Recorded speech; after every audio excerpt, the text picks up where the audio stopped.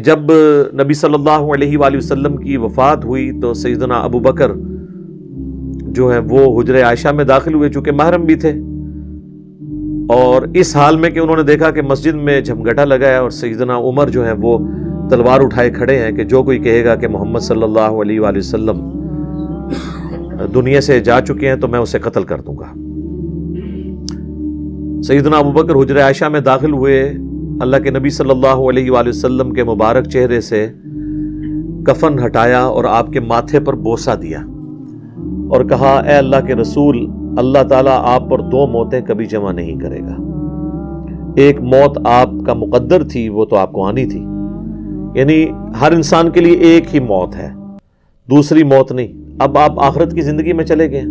تو موت کا مزہ جو ایک دفعہ تو سب نے چکھنا تھا، وہ آپ نے چکھ لیا۔ یہ دو موتیں جمع نہیں کرے گا، اس کا مطلب یہ تھا کہ سیدنا عمر کو جو یہ غلطی لگ گئی تھی کہ شاید نبی علیہ السلام ڈورمنٹ پوزیشن میں چلے گئے ہیں اور آپ دوبارہ دنیا میں واپس آ جائیں گے، جس طرح کہ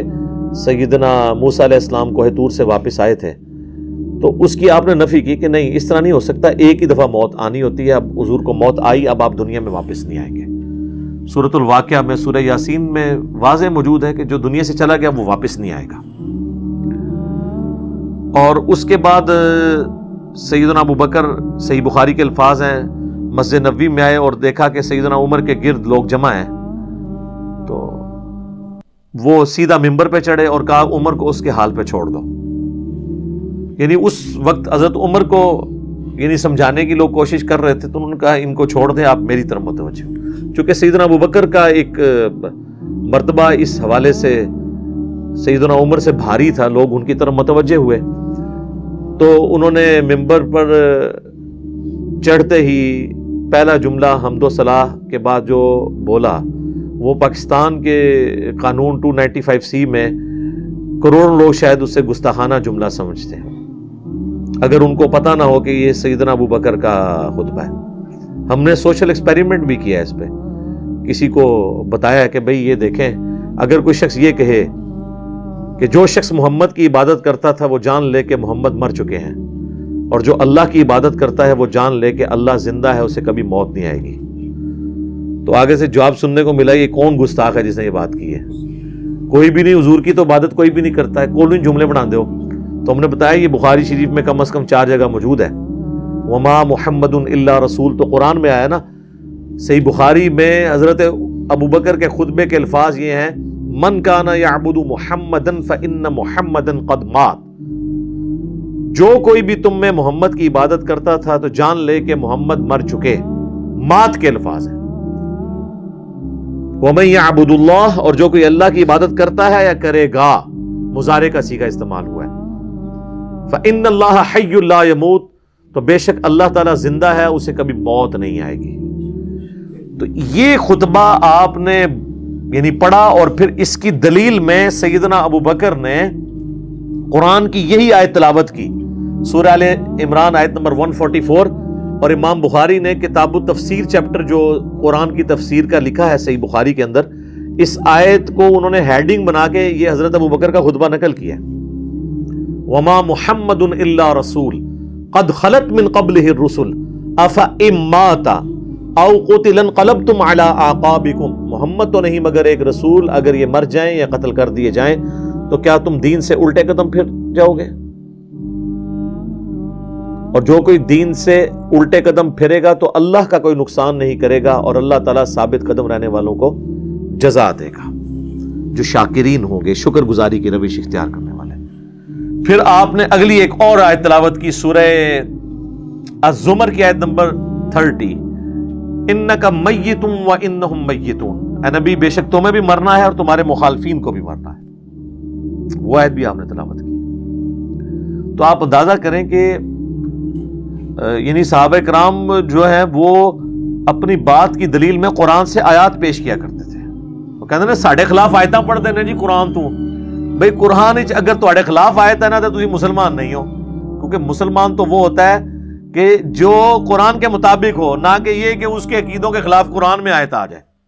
تو اگر کوئی کہہ رہا ہے ساڈے خلاف آیتاں پڑھ دے تو سمجھ لو کہ پھر تسی تو کافر ہی ہوئے نا، مسلمان کے خلاف تو قرآن کی آیت نہیں پڑھی جا سکتی نا۔ اگر آپ کا وہ عقیدہ ہے تو آپ کے خلاف کہاں سے ہوگی؟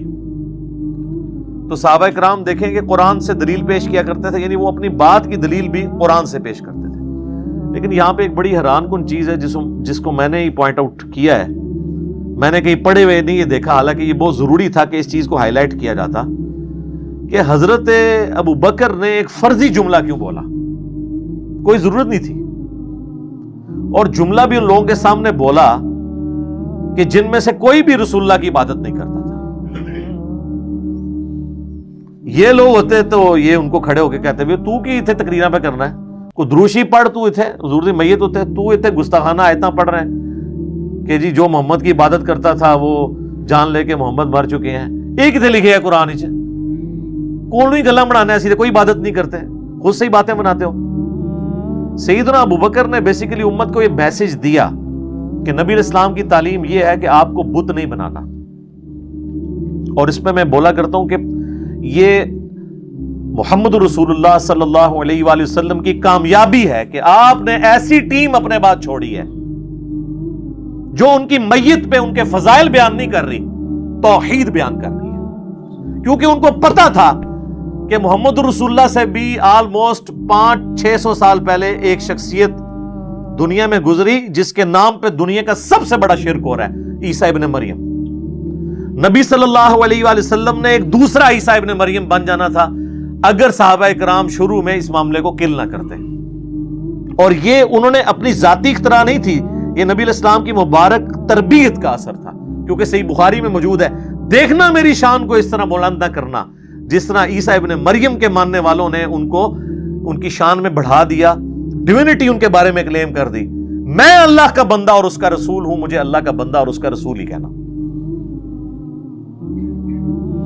تو دیکھ لیں سیدنا ابو بکر نے عقیدہ توحید اس وقت امت میں راسخ کیا۔ یہاں تو کوئی پیر کوئی بزرگ مر جاتا ہے نا تو اس کی شان میں نغمے بنا لیے جاتے ہیں۔ یہ بھی دیکھ لیں آپ، کل خادم رضوی صاحب کی ڈیتھ کے اوپر وہ کسی نے راتوں رات بیٹھ کے ترانہ بھی لکھ لیا ہے، اور وہ ترانہ انہوں نے بڑے اچھے انداز میں اس کو گا بھی دیا ہے، اور ان کی میت کے اوپر وہ چل بھی رہا ہے۔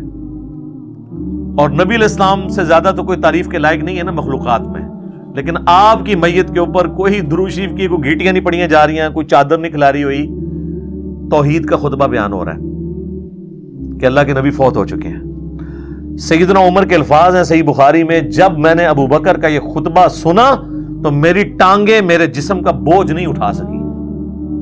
اچھا، آپ لوگ قرآن و حدیث سنتے ہیں تو غصہ آ جاتا ہے، صحابہ قرآن و حدیث اپنے عقیدے کے خلاف سنتے تھے نا تو ان کی ٹانگیں ان کے جسم کا بوجھ نہیں اٹھاتی تھی، وہ اتنے پشیمان ہوتے تھے کہ میں غلط کانسیپٹ کے اوپر ہوں، میں فوراً رجوع کروں۔ اور سیدنا ابو بکر کے خطبے کے بعد سیدنا عمر کہتے ہیں مجھے یقین آ گیا کہ حضور فوت ہو چکے ہیں۔ اور پھر بخاری کے الفاظ ہیں، صحابہ کہتے ہیں کہ ہم کئی دن تک ہماری یہ حالت تھی، جب ہم ایک دوسرے کو ملتے تھے نا تو ہم یہ آیت سناتے تھے، وما محمد الا رسول قد خلت من قبلہ الرسل، یہ سورہ آل عمران کی آیت نمبر 144، تاکہ ہمیں یہ یقین آ جائے کہ نبی علیہ السلام دنیا سے جا چکے ہیں۔ ایک دوسرے کو یہ آیت سنایا کرتے تھے، گستاخانہ آیت، یہ تو گستاخانہ ہی کہتے ہیں نا، یہ ہوتے تھے جناب ایک دوسرے نو چاہے کچھ اور ہی سنا دے، ناتا سناندے رہتے۔ تو صحابہ نے ظاہر ہے انہوں نے تو مشن لے کے چلنا تھا نا، ان کو تو پتا تھا کہ پیغمبر کا کام ہے اللہ کا پیغام دنیا تک پہنچانا، اس کے بعد وہ امت کے کام حوالے کر کے چلے گئے ہیں۔ اب پیغمبر کے ساتھ نسبت اس کی ہوگی، محمد رسول اللہ کا لاڈلا قیامت کے دن وہ ہوگا، حضور کی شفاعت کا حقدار وہ شخص ہوگا جو نبی علیہ السلام کے مشن کو آگے لے کے چلے گا۔ یہ نہیں ہے کہ جو جتنا اونچا نعرہ مارے گا، یہ چیز نہیں۔